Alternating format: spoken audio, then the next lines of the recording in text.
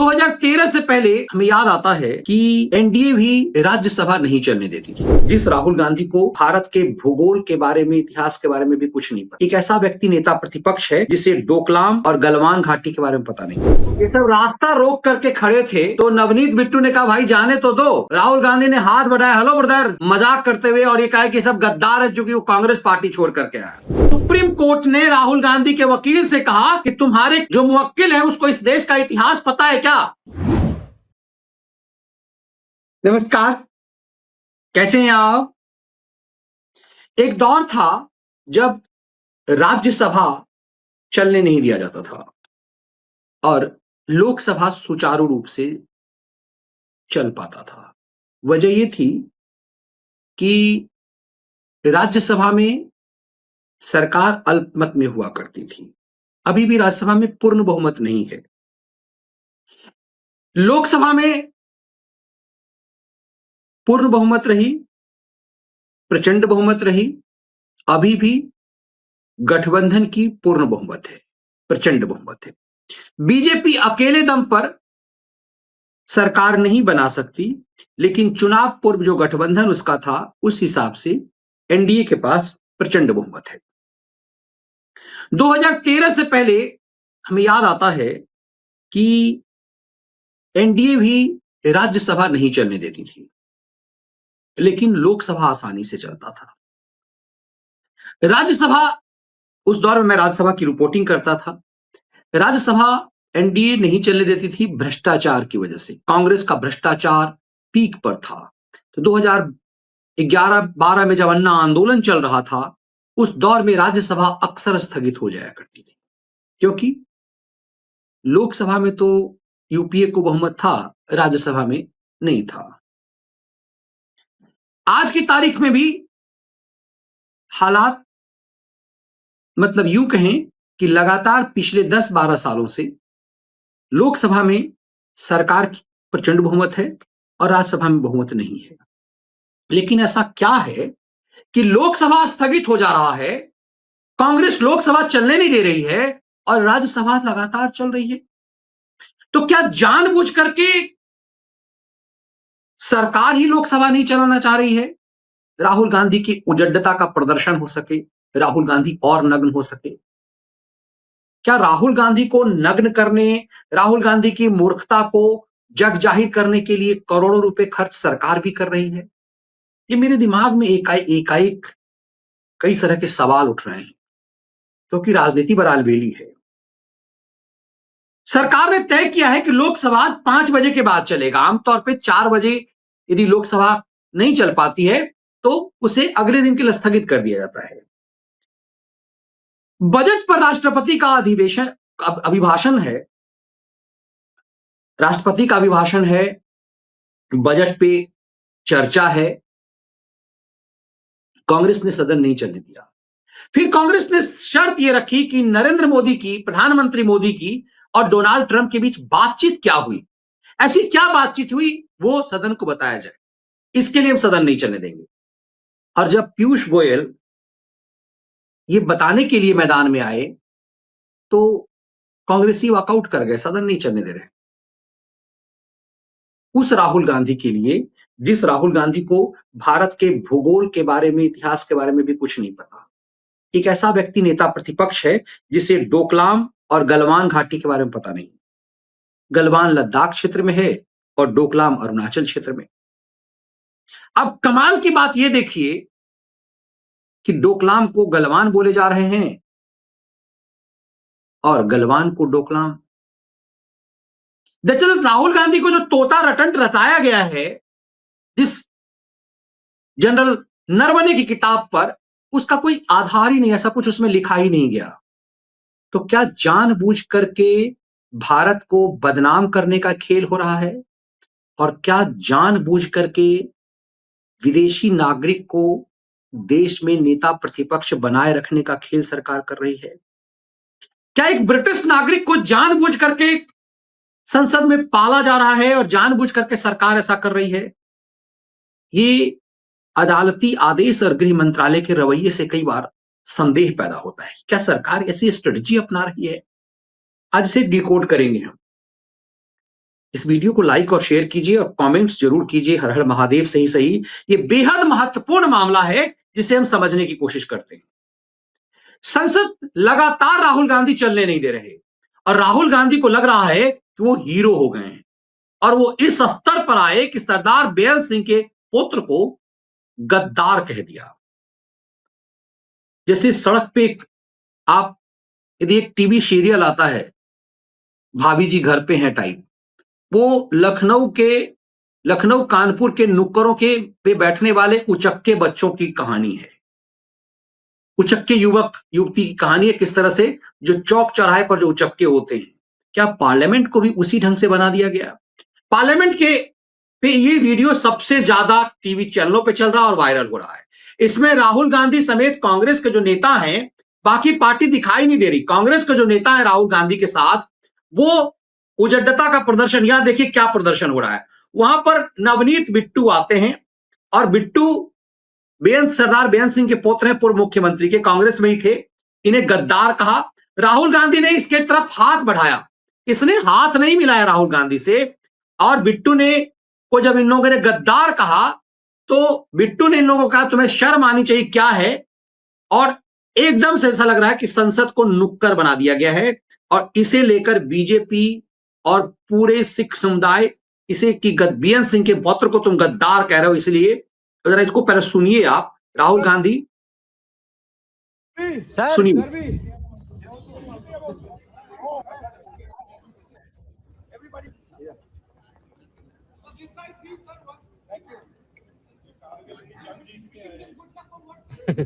देश का बेच गया है ना। No, look, nothing is जंग जीत गया है. Nothing is. Here is a traitor walking right by. Take a look at the face. That's what it looks like. Hello, brother. Sir थोड़ा आप अरे आप don't worry, you come back. Surrender.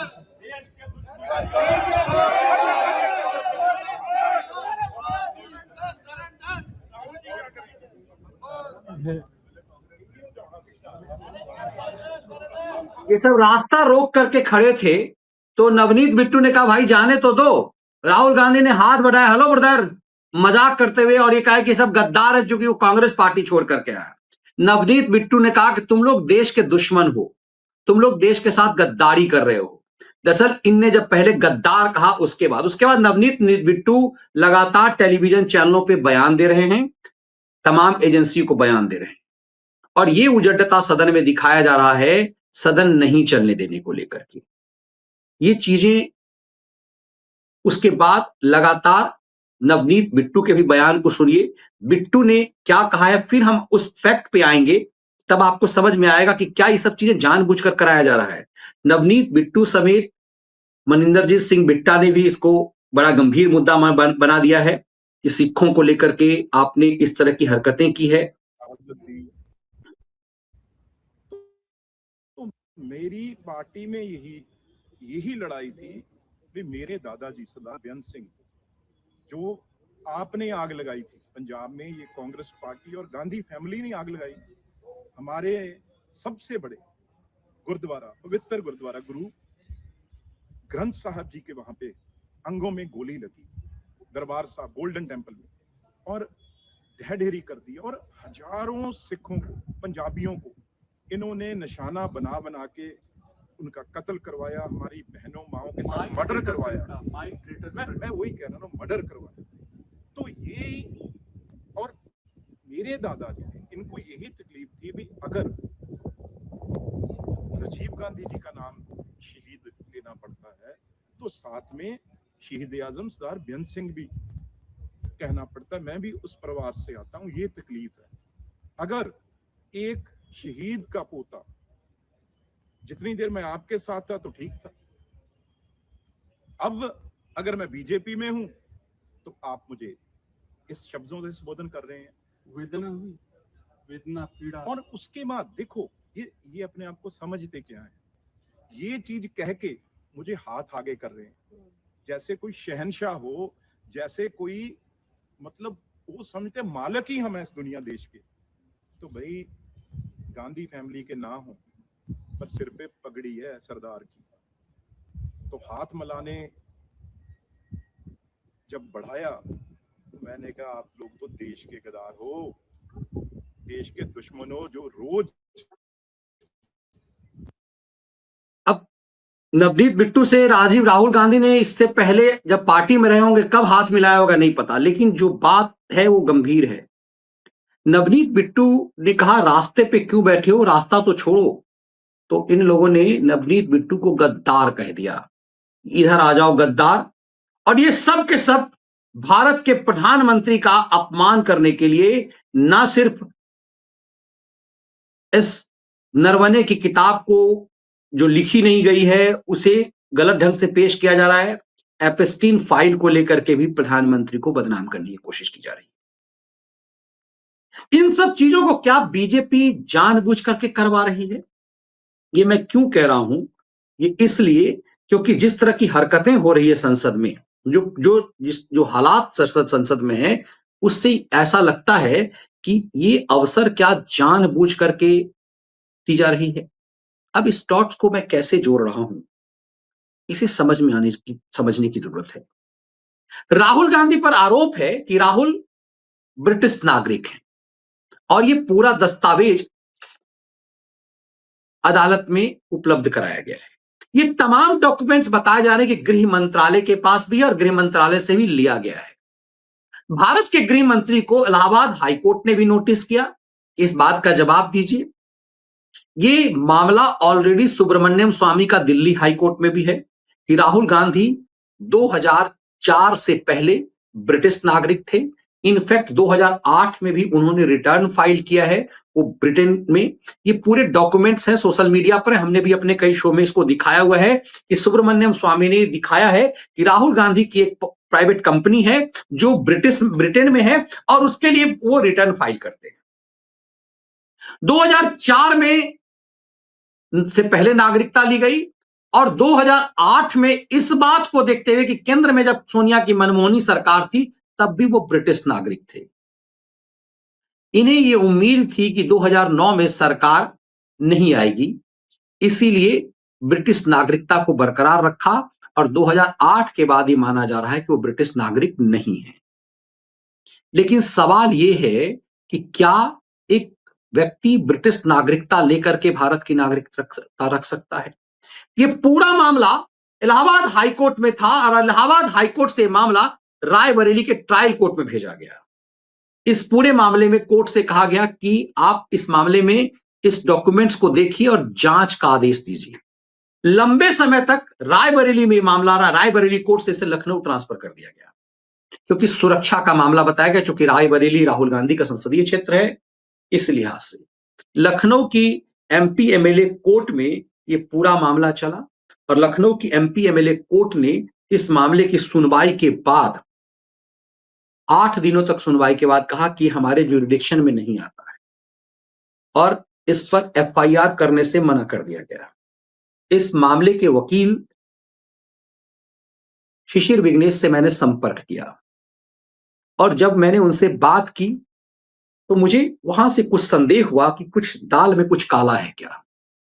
Shishir Vighnesh BJP के कार्यकर्ता हैं और क्या ये पूरा चेक एंड बैलेंस का खेल हो रहा है? वो कर्नाटक से हैं तो फाइल उत्तर प्रदेश में इलाहाबाद हाई कोर्ट में हो रहा है, फिर मामला यहां आ रहा है। बीजेपी के कार्यकर्ता, एक समर्पित कार्यकर्ता, उसके पास पूरे डॉक्यूमेंट्स उपलब्ध हैं। इसका मतलब है कि इन दस्तावेजों में कुछ ना कुछ तो बात है। मेरी उनसे टेलीफोनिक बातचीत हुई। मैंने उनसे कहा वो एक आध किसी चैनल पे गए हुए हैं जिसमें बहुत ज्यादा व्यूअरशिप भी नहीं है और उस वीडियो को देखा गया। उन्होंने कहा मैं आपका रेगुलर शो देखता हूं, लेकिन मैंने उनसे कहा कि ठीक है फिर आइए, यदि आप कुछ ही चैनल पे गए हैं तो आप आ सकते हैं। फिर उन्होंने कहा कि मैं बात करके अनुमति लूंगा। अब पता नहीं किससे अनुमति ली जाएगी। सवाल फिर यह है कि क्या इसका मतलब क्या चेक एंड बैलेंस का खेल हो रहा है? क्या राहुल गांधी के पास जो डॉक्यूमेंट्स हैं राहुल गांधी के खिलाफ, उस डॉक्यूमेंट्स को जानबूझ करके भूल भुलैया किया जा रहा है? क्या राहुल गांधी जैसे व्यक्ति को जानबूझ करके सदन में रखा जा रहा है ताकि इस तरह का प्रदर्शन हो? क्या सरकार खुद चाहती है कि राहुल गांधी नेता प्रतिपक्ष हो? अब सोचिए, जिस व्यक्ति को गलवान और डोकलाम के बारे में नहीं फर्क पता, इतना तोता की तरह रटाया जा रहा है, और वो आदमी कह रहा है, बगल में आपको मैंने 2 दिन पहले वीडियो दिखाया था कि वो आदमी अपने बगल के एमपी से पूछ रहा है कि इनको क्या कहेंगे, हम सभापति कहेंगे, क्या कहेंगे? ये चीजें बता रही है कि राहुल गांधी को तोते की तरह रटा तो दिया जाता है, लेकिन राहुल गांधी वो बातें रख नहीं पाती है। राहुल रिफॉर्म परियोजना पिछले 20 सालों से इस देश में सोनिया गांधी चला रही है। उत्तर से दक्षिण, दक्षिण से उत्तर, कन्याकुमारी से कश्मीर तक भारत जोड़ो यात्रा चला, फिर मणिपुर से महाराष्ट्र तक, मुंबई तक भारत जोड़ो यात्रा चली। सैकड़ों करोड़ रुपए इसमें खर्च किए गए। कुछ दिनों की यात्रा में आपका कितना खर्च होता है सोचिए। पूरा मजमा जो है, पूरी सुख सुविधाएं के साथ ये चीजें जा रही है, और उसकी परिणति क्या है कि 95 चुनाव राहुल गांधी हार चुके हैं। जो व्यक्ति 95 चुनाव हार चुका है और उसके बाद भी वो कहता हो कि वोट चोरी हो रहा है, उस बीच में कर्नाटक जीतता हो, हिमाचल प्रदेश जीतता हो, वो व्यक्ति कह रहा है कि हम वोट चोरी हो रही है। जिसके सहयोगी दल उससे हाथ मिलाने से अब हरकते हो, वो आदमी कह रहा है वोट चोरी हो रहा है। अब जरा चीजों को समझिए कि क्या इस देश में नेता प्रतिपक्ष के लिए क्या कोई न्यूनतम क्वालिफिकेशन नहीं होना चाहिए? क्या एक ऐसा व्यक्ति नेता प्रतिपक्ष हो जिसको देश का इतिहास और भूगोल के बारे में भी कुछ जानकारी नहीं हो? ये बात मैं नहीं कह रहा, सुप्रीम कोर्ट ने राहुल गांधी के वकील से कहा कि तुम्हारे जो मुवक्किल है उसको इस देश का इतिहास पता है क्या? उन्होंने इंदिरा गांधी को लेकर के कहा था कि इंदिरा गांधी ने सावरकर के लिए क्या कहा था और सावरकर पर क्या कहा था जब सावरकर का अपमान किया था, और फिर सुप्रीम कोर्ट ने हिदायत दी थी कि आइंदा इस तरह की हरकतें मत करना। फिर राफेल पर सुप्रीम कोर्ट ने माफी मंगवाई थी। ये माफी वीर व्यक्ति जिसको इतिहास के बारे में नहीं पता, ये बात सुप्रीम कोर्ट कह रहा है कि इस आदमी को इतिहास के बारे में नहीं पता, संसद में भूगोल के बारे में जो ये बता रहे हैं, डोकलाम और गलवान के बारे में नहीं पता, उस समय सेना प्रमुख कौन था ये जानकारी नहीं, और इस व्यक्ति को नेता प्रतिपक्ष बनाकर सिर्फ इसलिए कि गांधी परिवार से हैं। और इसीलिए नवनीत बिट्टू जो हैं वो कह रहे हैं कि हमसे हाथ मिलाने की बात कर रहे हैं। एक ऐसा व्यक्ति जो हमें गद्दार कह रहा है, हम उससे हाथ कैसे मिला लें? और ये हाथ मिला के अकर ये दिखा रहे कि राजा हैं।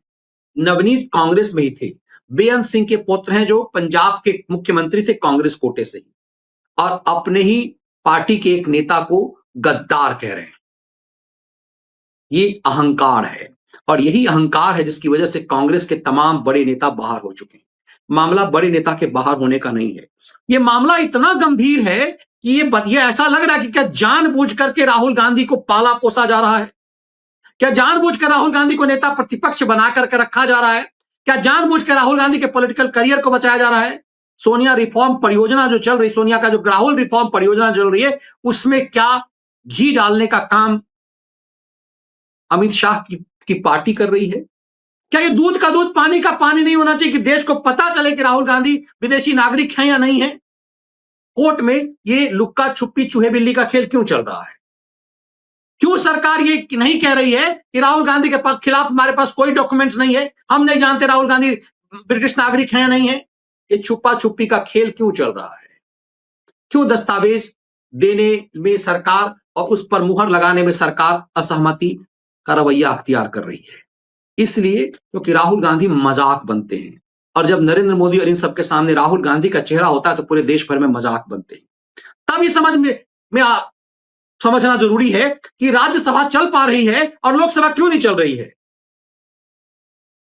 क्या राहुल गांधी के इस उजड्डता के प्रदर्शन के लिए क्या सचमुच न्यूनतम क्वालिफिकेशन कुछ नहीं होना चाहिए नेता प्रतिपक्ष के लिए? ये बहुत अहम सवाल अब आकर के खड़ा हो गया है। राहुल गांधी का विदेशी नागरिकता का मामला अब राफ साफ होना चाहिए। इस देश को पता चलना चाहिए कि क्या सचमुच इस देश में नेता प्रतिपक्ष एक ऐसा व्यक्ति है जो डुअल सिटीजनशिप रखे हुए है, भारत की नागरिकता के साथ साथ ब्रिटिश नागरिकता, या फिर इस देश में सालों तक एक ऐसा व्यक्ति सदन का सदस्य रहा जो दो देशों का नागरिक रहा। भारत की नागरिकता आप स्वतः तभी खो देते हैं जब आप किसी दूसरे देश के नागरिक होते हैं। इतने दस्तावेज राहुल गांधी के खिलाफ है, राहुल गांधी की तरफ से मानहानि का केस उस सुब्रमण्यम स्वामी या बीजेपी के उस कार्यकर्ता वकील पर क्यों नहीं होता? क्या सचमुच देश की जनता के साथ कोई चूहा बिल्ली का खेल हो रहा है? ये सवाल इतना महत्वपूर्ण हो चुका हुआ है कि कई संदेह खड़े करते हैं कि जब लोकसभा में सरकार के पास बहुमत है, तो कांग्रेस के इस व्यवहार के बावजूद लोकसभा क्यों नहीं चल पा रही है? और फिर राज्यसभा कैसे चल लेती है जब राज्यसभा में बहुमत भी नहीं है?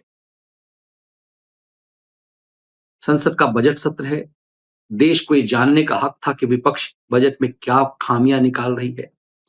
बजट में खामियां निकालने के बदले उल-जुलूल हरकतें की जा रही है। डोकलाम और गलवान, डोकलाम को गलवान, गलवान को डोकलाम, लद्दाख, लद्दाख को अरुणाचल, अरुणाचल को लद्दाख समझने की भूल है या मूर्खता है। जिस तरह की हरकतें की जा रही है, 8-8 सांसद को सस्पेंड किया गया